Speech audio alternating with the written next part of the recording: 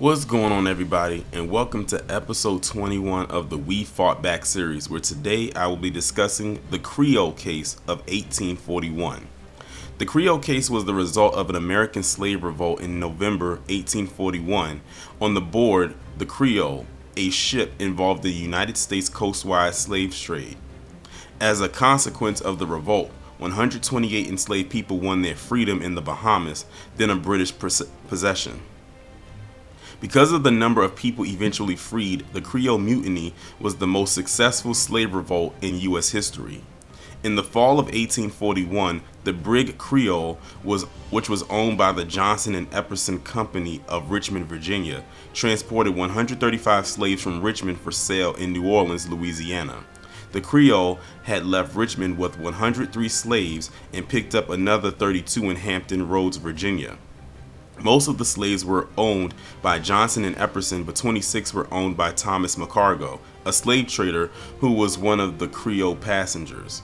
The ship also carried tobacco, a crew of 10, the captain's wife, daughter, and niece, 4 passengers, including slave traders, and 8 slaves of the traders.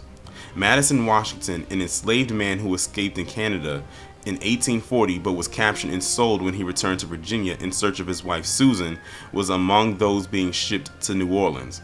On November 7, 1841, Washington and 18 other male slaves rebelled, overwhelming the crew and killing John R. Hewell, one of the slave traders. The ship's captain, Robert Inser, along with several crew members, was wounded but survived. One of the slaves was badly wounded and later died. The rebels took overseer William Merritt at his word that he would navigate for them. They first demanded that the ship be taken to Liberia, when Merritt told them that the voyage was impossible because of the shortage of food or water.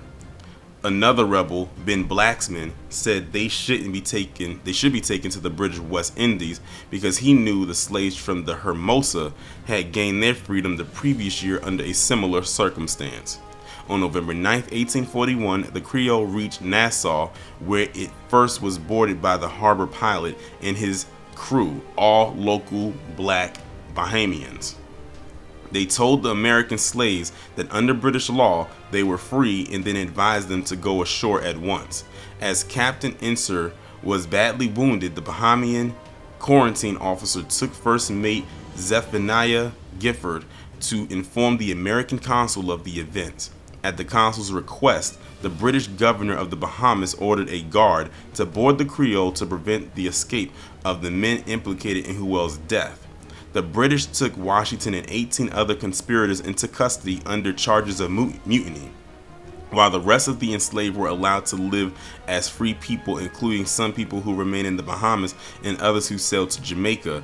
5 people, which included 3 women, a girl, and a boy, decided to stay aboard the Creole and sailed with the ship to New Orleans, returning to slavery. On April 16, 1842, the Admiralty Court in Nassau ordered the surviving 17 mutineers to be released and freed, including Washington. In total, 128 enslaved people gained their freedom, which made the Creole Mutiny the most successful slave revolt in U.S. history. Well, that's going to conclude this week's episode of the We Fought Back series, which was on the Creole Case of 1841. If you have not done so, please be sure to check out the We Fought Back series playlist, and also be sure to return back here next Wednesday at the same time, same place for episode 22 of the We Fought Back series. Be safe and be one.